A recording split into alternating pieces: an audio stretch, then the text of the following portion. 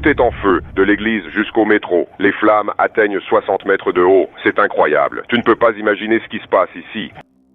C'est une soirée de juillet chaude et agréable, et rien ne semble anormal dans la petite ville de Lac-Mégantic, au Québec, au Canada. Alors que la plupart des habitants de la ville dorment 1 heure après minuit, le Musique Café du centre-ville est encore animé. C'est l'un des endroits où les habitants et les touristes se retrouvent pour se détendre et partager leurs histoires. Lac-Mégantic est le genre de petite communauté où tout le monde se connaît par son prénom. Le murmure au bar est soudainement interrompu par le crissement assourdissant des roues du train. Chaque jour, des trains de marchandises circulent dans les deux sens, à quelques mètres du café. Cependant, l'intensité du bruit indique qu'il y a un problème avec ce train.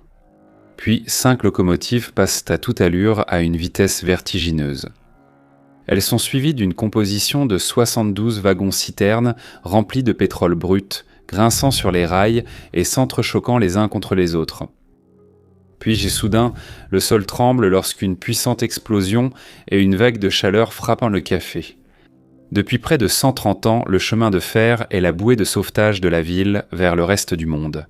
Cette nuit-là, cependant, il n'apporte que la mort et la dévastation. 1 heure avant minuit, le 5 juillet 2013, un train est entré dans la gare de marchandises de Nantes. La composition comprenant 5 locomotives, un wagon tampon, un wagon de commande à distance et 72 wagons-citernes mesuraient 1430 mètres de long. Il transportait 8 180 000 litres de pétrole brut de Newtown, dans le Dakota du Nord, jusqu'à la raffinerie Irving Oil à Saint John, au Nouveau-Brunswick. Sur son trajet se trouvaient 2 villes canadiennes, Nantes et Lac-Mégantic. Le train était conduit par un conducteur de train expérimenté, Tom Harding. Une fois arrivé à la gare de Nantes, Harding a garé le train sur la voie principale et l'a laissé pour qu'un autre opérateur le prenne en charge le lendemain. Il était la seule personne à bord du train, mais il a suivi toute la procédure de stationnement. Après avoir actionné le système de frein à air, il a serré les freins à main sur les 5 locomotives, un wagon tampon et le premier wagon. Il a ensuite effectué un test de frein pour vérifier si les freins à main seuls étaient suffisants pour maintenir le train immobile. De plus, Harding a contacté le contrôle du trafic ferroviaire américain pour signaler une panne de moteur et de la fumée provenant de la locomotive de tête. Je ne l'ai remarqué que lorsque... Je me suis arrêté ici car elle fumait beaucoup. D'abord de la fumée noire pendant 1 minute, puis blanche un moment avant de redevenir noire. Nous sommes restés ici, vous savez, pendant 30 minutes, la fumée s'est dissipée. Martin, il y a beaucoup de fumée qui en sort en ce moment. C'est toujours le parking de Georges et Karl là-bas, Marc et Bloc Blanc. Attends un peu, mais peut-être qu'elle est juste là pour 1 heure de plus, et donc tu auras tout de suite. Eh bien, c'est tout ce qu'on fait. Tom, on vérifiera demain matin et on verra ce qu'elle constate. La locomotive de tête est restée en marche pour maintenir la pression du freinage pneumatique. Finalement, Harding a appelé le régulateur local du trafic ferroviaire, Richard Labrie.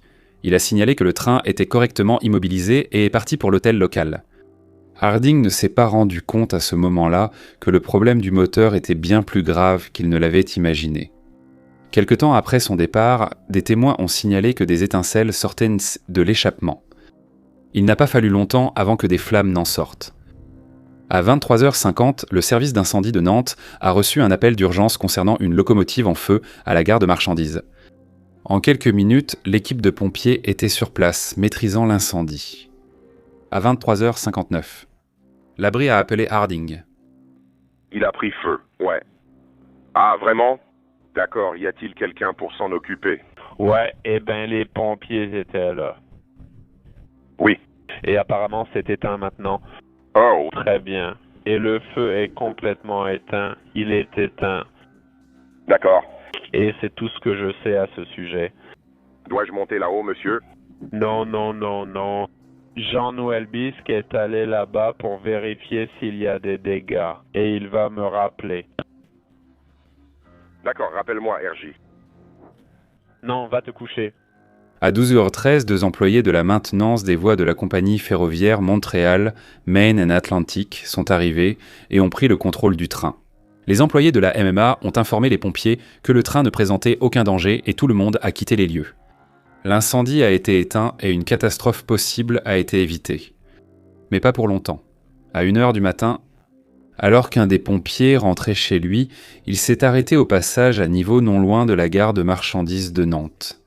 Il a vu exactement le même train qu'il avait sauvé d'un incendie quelques minutes plus tôt, passer le passage à niveau à grande vitesse, sans phare ni coup de klaxon. C'était comme si un train fantôme était passé. À 18 km de Nantes se trouve la petite ville de Lac-Mégantic. Il était environ 1h15 du matin lorsque le train s'est approché, roulant à plus de 100 km à l'heure. La limite de vitesse des trains dans la zone urbaine de Lac-Mégantic était seulement de 16 km à l'heure à cause d'une longue courbe serrée. Traverser la ville à une vitesse 6 fois supérieure à la limite autorisée entraînerait sans aucun doute un déraillement. Et c'est précisément ce qui s'est passé. La composition de 5 locomotives et d'une voiture de commande à distance a bien passé le virage, mais le wagon tampon n'a pas pu résister à la force et a déraillé. Elle a entraîné les 72 wagons-citernes restants remplis de pétrole brut.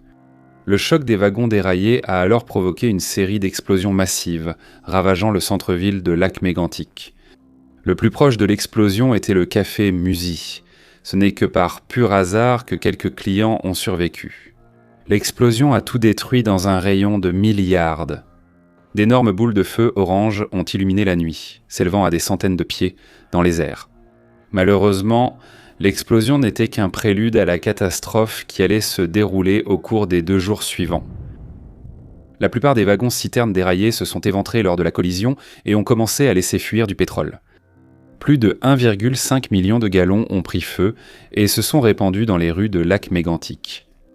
L'incendie a tout consumé là où le pétrole déversé s'est répandu. À 1h47 du matin Harding, le conducteur du train a été évacué de son hôtel à Lac-Mégantic et a appelé Richard Labrie, le contrôleur de la circulation en service. Tout est en feu depuis l'église jusqu'au métro, depuis la rivière jusqu'aux voies ferrées. Les flammes atteignent 60 mètres de haut. C'est incroyable. On n'arrive pas à y croire ici. La catastrophe a pris les habitants par surprise.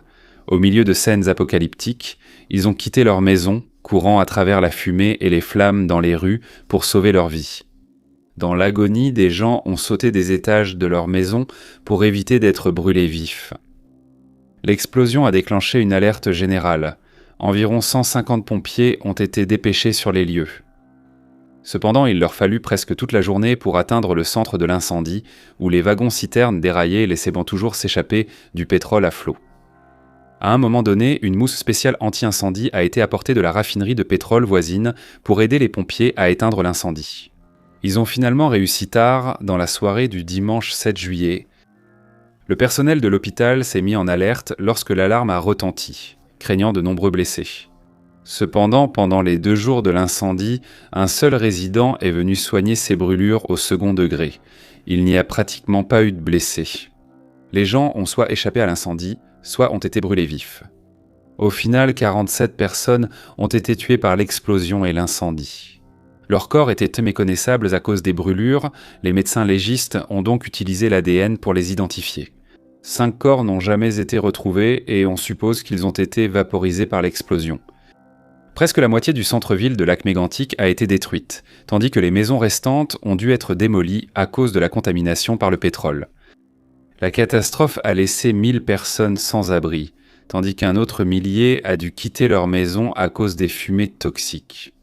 Elle a également eu un impact à long terme sur l'environnement et la vie des habitants en raison des 26 000 gallons de pétrole qui se sont déversés dans la rivière Chaudière et le lac voisin. En un instant, une ville paisible et pittoresque s'est transformée en enfer. Au milieu de tout cela, Tom Harding ne savait pas que c'était son train qui avait causé la catastrophe. Est-ce que c'est le train qui est descendu? Non, j'avais tous les policiers autour de moi parce qu'ils savent que je travaille pour le chemin de fer. On a un train chargé à mai, tout va bien. Il a fallu 1 heure de plus avant que Lebrie ne découvre la terrible vérité. Un standardiste d'une compagnie de taxi locale l'a informé que le train de Harding avait effectivement déraillé et explosé. Lebrie n'en croyait pas ses oreilles. Les locomotives sont probablement descendues et lorsqu'il est arrivé au centre-ville, il s'est arrêté. Tu es sérieux? Oui. C'est le train qui est descendu? Le train qui est descendu. Oh non. Mon chauffeur a vu passer le train. Le train est descendu et est arrivé au centre-ville. Au centre-ville. je te le dis, tout le centre-ville, ce n'est pas seulement le centre-ville, ça s'étend de tous les côtés, ça brûle, ça explose. Le Brie informa alors Harding que c'était son train qui s'était mis à rouler et avait mis la ville en feu. Harding fut choqué. Il aurait juré que tout était en ordre quand il l'avait laissé. C'est ton train qui a dévalé la pente? Non, Oui. monsieur, non, RJ. Oui, monsieur. Sainte, Oui, monsieur, c'est ce que j'ai reçu. Cela a été confirmé à 2h30. à 2h30 que le train de carburant est descendu ici. Oh, tabarnak. Et c'était sécurisé, RJ. Quand je suis parti. Ouais. Il était bien immobilisé. C'est ce que j'ai eu comme nouvelle. Quand as-tu reçu la nouvelle? Il y a juste quelques minutes? 2h25 pour être précis. Comment diable cela a-t-il pu arriver? Je ne sais pas. Combien de freins as-tu mis? Les unités, le DV et le premier wagon, 7 freins. Pour comprendre comment on en est arrivé là, nous devons examiner plus en détail ce qui s'est passé pendant la nuit du 5 juillet.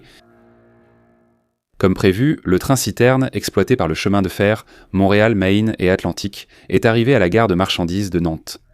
Harding a garé et sécurisé le train en activant le système de frein à air qui a verrouillé toutes les roues. Par mesure de précaution, il a également serré les freins à main sur les 5 locomotives, ainsi que sur 2 wagons au cas où le système de frein à air tomberait en panne. Cependant, comme le train était laissé sur une pente, il était censé serrer les freins à main sur au moins 2 fois plus de wagons-citernes. Il ne l'a probablement pas fait parce qu'il était la seule personne de service, et serrer un seul frein était une procédure de 3 minutes qui demandait beaucoup de force. Ensuite, Harding a effectué un test de freinage obligatoire pour s'assurer que le train serait maintenu uniquement par les freins à main. Malheureusement, il a accidentellement laissé les freins à air enclenchés pendant le test, ce qui lui a fait croire que les freins à main suffiraient à retenir le train. Harding a laissé la locomotive de tête en marche pour maintenir la pression dans le système de freinage à air. Avec les freins à air appliqués, il n'y avait aucune chance que le train bouge. Et pourtant, il a bougé, d'une manière ou d'une autre. 8 mois avant l'accident, la locomotive avait été envoyée à un atelier de réparation à cause d'une panne de moteur. Les responsables de MMA ont choisi de réparer le moteur avec une pièce dont la résistance et la durabilité étaient insuffisantes pour gagner du temps. Le transport de pétrole était lucratif. Ils ne voulaient pas se permettre d'avoir une locomotive à l'arrêt. Le jour de la catastrophe, la pièce de mauvaise qualité a cédé, permettant à l'huile de s'échapper dans le corps du turbocompresseur. Comme le moteur était resté en marche, l'huile continuait de s'accumuler, et une fois qu'elle a surchauffé, elle a embrasé tout le moteur. Les pompiers ont cependant réagi rapidement et ont empêché le feu de se propager. Cependant, pour l'éteindre, ils ont dû arrêter le moteur.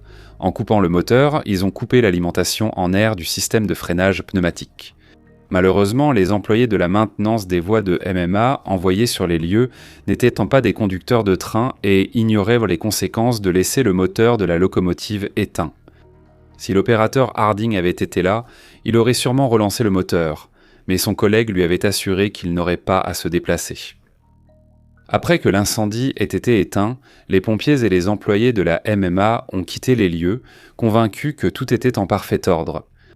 En réalité, une tragédie était sur le point de se produire.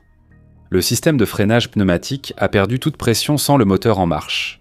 Ainsi, le train stationné sur une pente était retenu uniquement par les freins à main. Dans la plupart des réseaux ferroviaires, on gare le train sur des voies servantes de garage avec butoir. Or, les directives de la MMA permettaient le stationnement sur la voie principale. Ainsi, sans frein suffisant, le train transportant plus de 2 millions de gallons de pétrole a commencé à descendre la voie. Pour aggraver les choses, les rails entre Nantes et Lac-Mégantic descendaient de plus d'1 mètre tous les 100 mètres. Au moment où il a atteint le virage à Lac-Mégantic, le train, lourd de 10 287 tonnes métriques, avait suffisamment accéléré pour dérailler. Il ne fait aucun doute que la catastrophe ferroviaire de Lac-Mégantic a résulté de systèmes de gestion défaillants et de réglementation inadéquates. Telles sont les conclusions auxquelles est arrivé la Bureau de la sécurité des transports du Canada dans son rapport d'accident de 181 pages. La responsabilité a surtout été imputée au chemin de fer, Montréal, Maine et Atlantique pour l'exploitation dangereuse du train, ainsi qu'à Transport Canada, l'institution fédérale responsable des politiques de transport, pour ne pas avoir appliqué ses propres exigences de sécurité à MMA. La MMA, cependant, a rejeté la faute sur ses propres employés. Tom Harding, responsable de l'exploitation du train la nuit de l'accident, ainsi que Richard Labrie et Jean de Matra, le contrôleur du trafic ferroviaire et le responsable des opérations ferroviaires. Les trois ont été arrêtés en 2014 et accusés d'un chef de négligence criminelle pour avoir causé la mort de 47 personnes. Harding a été accusé de n'avoir pas mis assez de freins à main et d'avoir stationné le train en pente. Labrie a été tenu responsable d'une inspection inadéquate du train après qu'il ait pris feu, tandis que Dematra a été accusé de ne pas avoir correctement immobilisé le train. Durant le mois de procès, la défense a soutenu que les accusés n'avaient pas reçu une formation suffisante en sécurité et que leurs actions lors de la tragédie respectaient le règlement de l'entreprise. Les trois ont servi de boucs émissaires, alors que la véritable responsabilité incombait à ceux qui géraient les chemins de fer avec moins d'argent pour plus de profit. Les habitants de Lac-Mégantic étaient du même avis sur la situation. Ils ont montré beaucoup de sympathie pour les accusés, estimant que les dirigeants du chemin de fer auraient non dû être jugés à leur place. Pendant des années, ils ont demandé à la MMA d'éloigner la voie ferrée et le transport de marchandises dangereuses de la ville. Cependant, la compagnie ferroviaire a jugé le projet trop coûteux. Finalement, les trois accusés ont tous été acquittés, au grand plaisir de leurs collègues et des habitants de Lac-Mégantic. Mais, à leur grande déception, la MMA et le chemin de fer Canadien Pacifique, en tant que principal entrepreneur, s'en sont sortis indemnes. En août 2013, la compagnie s'est placée sous la protection des lois sur les faillites, tant au Canada qu'aux États-Unis, car elle ne disposait ni des actifs ni de l'assurance nécessaire pour indemniser les victimes de la catastrophe. D'autres entreprises visées par des actions collectives ont accepté de verser de l'argent à un fonds d'indemnisation pour les victimes en échange de leur retrait de l'affaire. Au final, elles ont versé 450 millions de dollars américains aux victimes et à d'autres créanciers. Les autorités fédérales canadiennes et américaines ont réagi à la catastrophe en annonçant une série de mesures de sécurité, notamment de nouvelles normes de sécurité pour les wagons, des limitations de vitesse dans les zones urbaines et l'obligation d'installer des systèmes de freinage électroniques. Cependant, après plus de 10 ans, les compagnies ferroviaires refusent toujours de mettre en œuvre les normes qui vont à l'encontre de leurs intérêts économiques. Entre-temps, Lac-Mégantic a été reconstruite. Les habitants sont retournés chez eux et les commerces ont rouvert. Le centre-ville a reçu un nouveau visage, mais il rappelle toujours à ses habitants le jour où leur vie paisible et tranquille a été bouleversée. Regardez cet épisode si cette vidéo vous a intéressé. Merci de mettre un j'aime et de laisser un commentaire si vous souhaitez soutenir la chaîne.